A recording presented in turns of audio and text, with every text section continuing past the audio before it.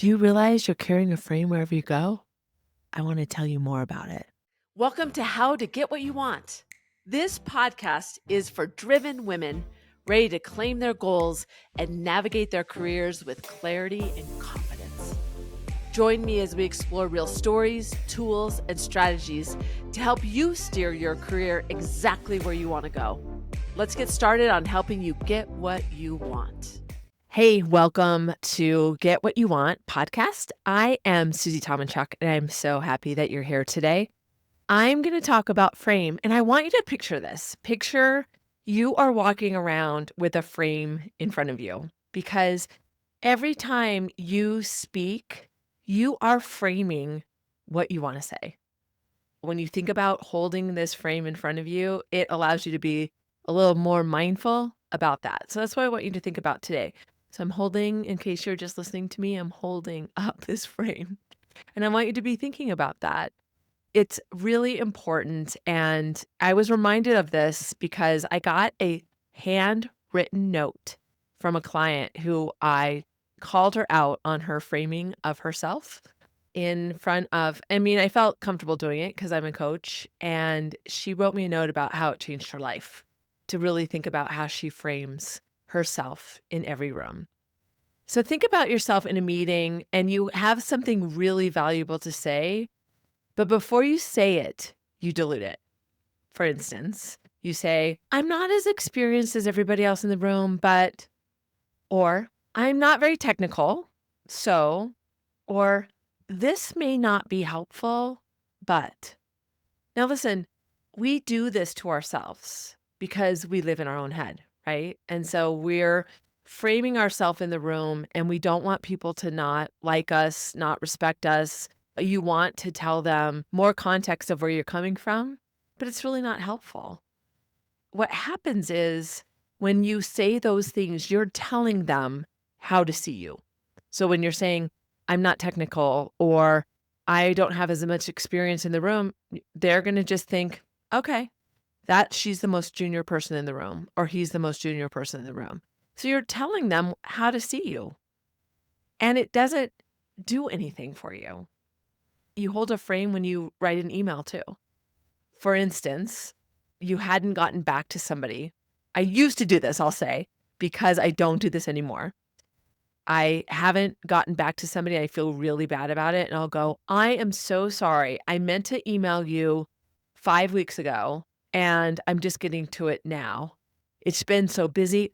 You know what? They don't need all of that. They don't need that. It feels humble. It feels polite, but it doesn't land that way. It's kind of like, why are you wasting my time right now doing this? So think about this and start to be an observer of this. I saw this really early in my career with Dan, and he would say things like, this is the way we need to move forward.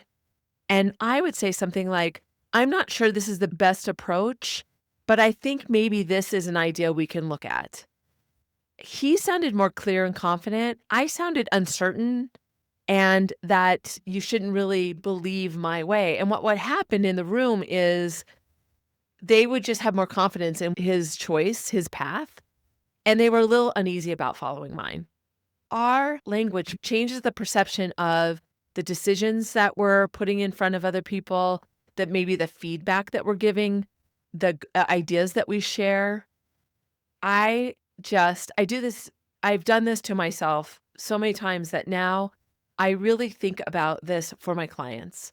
And I notice it so much in other people that I will take license, even if it's a peer or a colleague that I'm working with. A lot of times, if I care about them, say, hey, listen, I love your ideas. Your ideas are really great. You don't need to say, I know this isn't my role to offer ideas.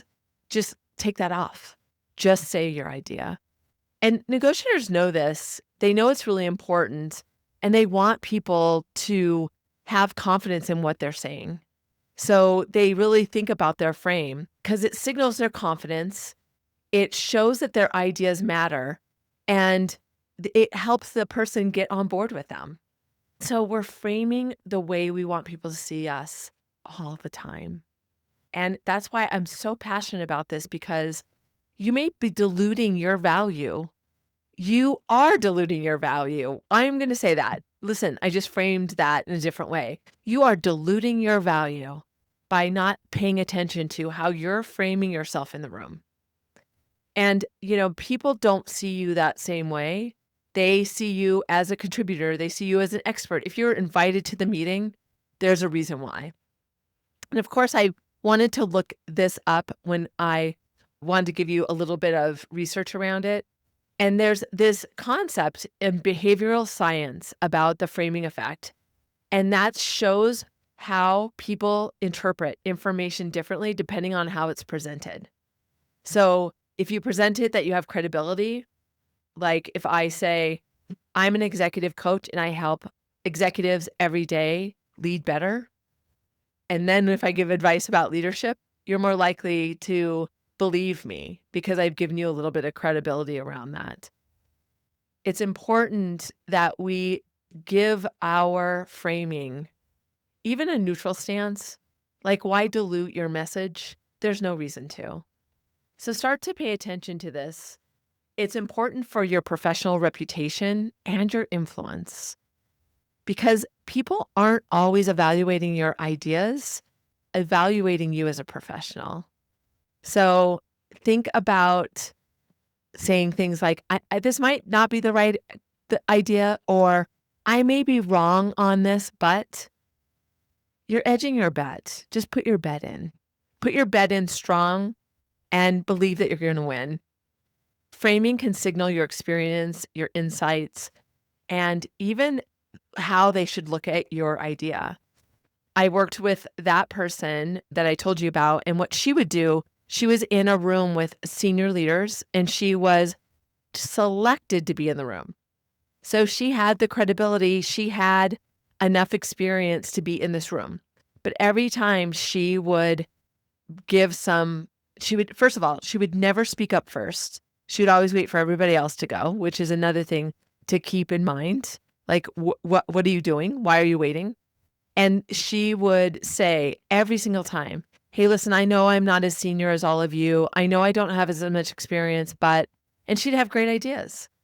And so when I called her out on it, all the other women in the room were like, yes, stop softening your contribution. Don't do that. And so it changed everything. And I have another client that I worked with this on as well. And so she started experimenting and she would be really bold. It felt uncomfortable to her because you're still hearing it through your lens. But like in mirroring, in negotiation, mirroring is acting like or using the same verbiage as the person in front of you or being bold like them. They don't see that from your lens. They see it from theirs. So if that person in front of you is really bold, they're not going to go, wow, that was really bold. They see it through their lens. So remember that when you're doing this. But my client she had to really think about how she was going to position things. And she had to prepare before the meeting, to be honest, because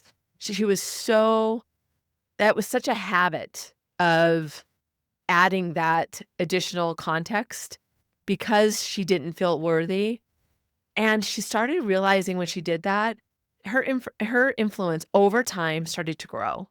She started to, with intentionality, see that people went to her first in the meeting and go, what do you think? She noticed that people started inviting her to more meetings for her perspective. She realized that people wouldn't give a question as much. They wouldn't give her questions about her idea. They were more likely to say, okay, let's try it. So it really matters. It was funny because when you start to realize you're so in your head when you're framing something like that you're not even paying attention to the response on the other side.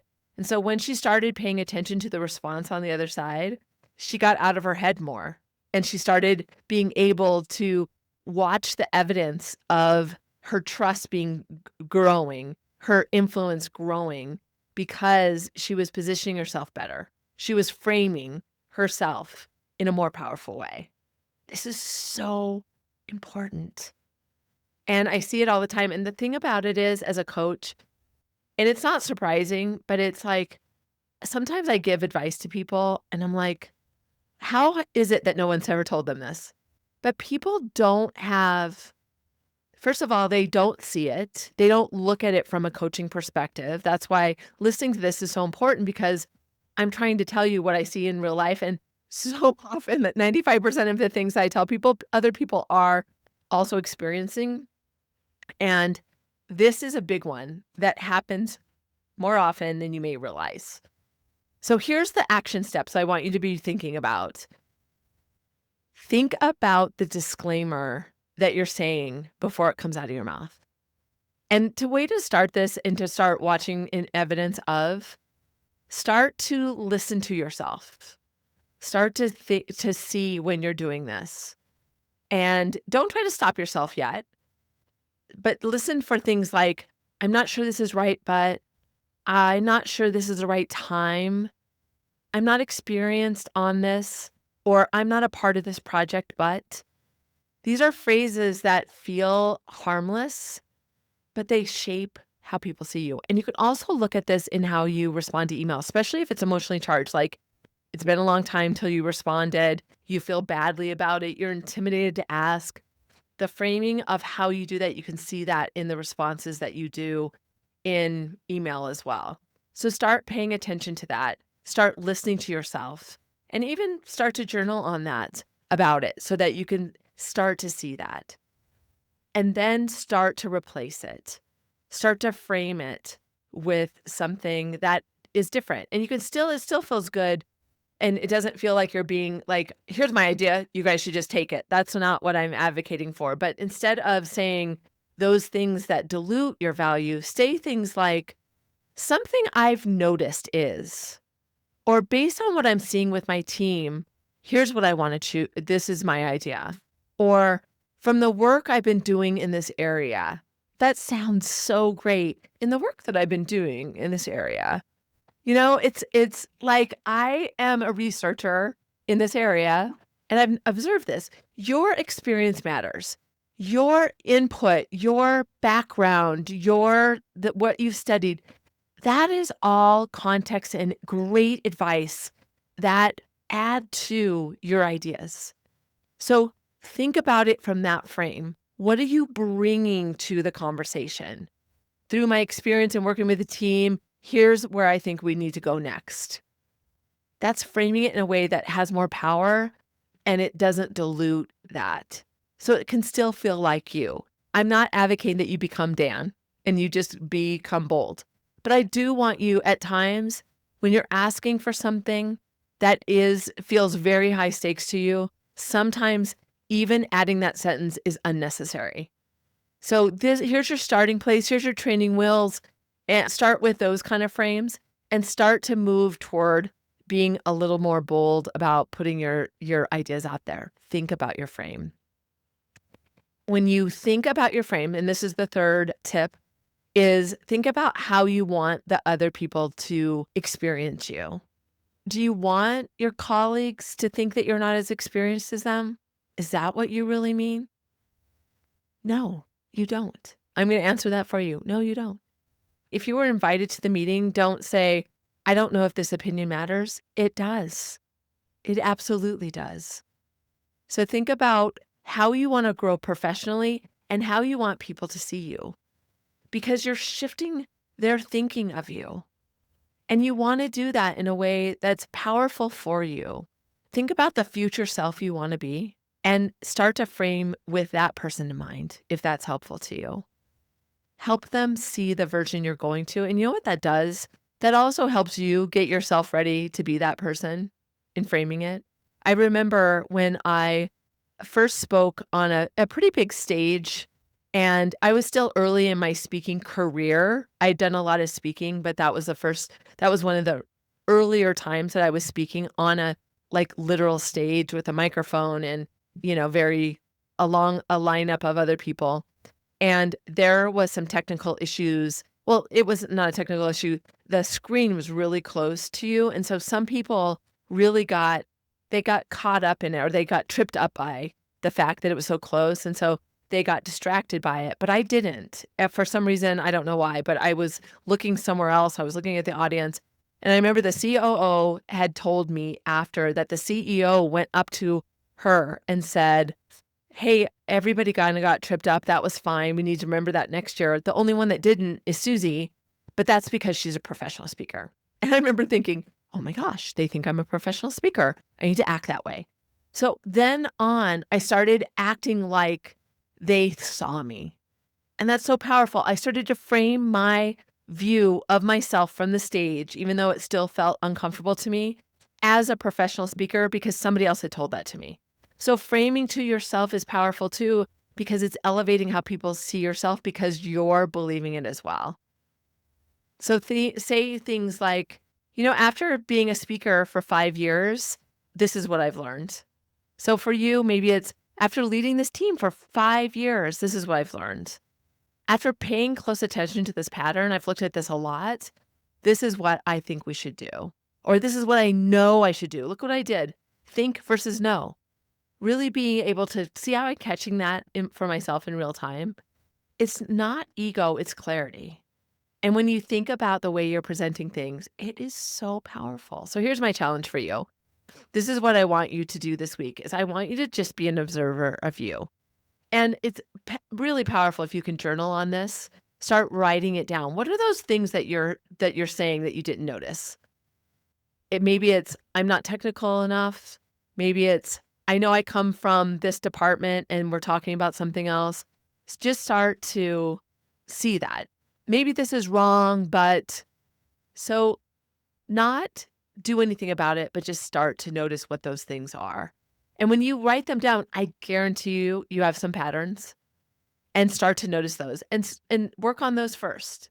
But just this week, notice how you frame yourself. How do you frame yourself verbally? How do you do it in text? How do you do it in email? What changes that? What are the conditions around you that are making you dilute that more? Maybe it's because you have the person in front of you that you don't have a great relationship with. You feel insecure about the topic that you're talking about. Maybe you're not sure in the room because of all the people that are there. What is causing you to frame that way? So just be an observer of what you say, and be an observer of what conditions around you are affecting that. I love this topic so much. Shout out to my friend Michael. He's a lawyer. He's a professional negotiator. And he's the one that taught me the power of the frame.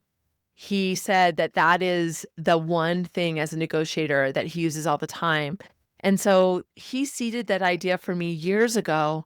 And I've used it as I coach people to understand to adopt a negotiator mindset, because he understood the power of that in a negotiation scenario. And I started to see how powerful it is as leaders, as professionals, as building your influence within a corporation, large or small.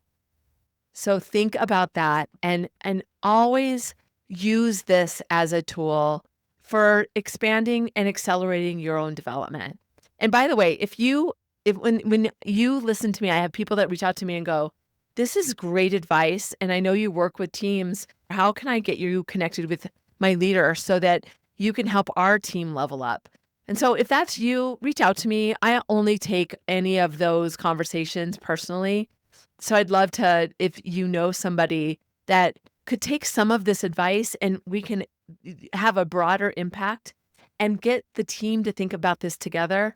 That's the perfect way to learn together, to grow trust, to build influence, and to be a powerhouse as a leadership team. So if that comes to mind, if that sparks some interest, reach out to me. Go to my website at susietomanchuk.com.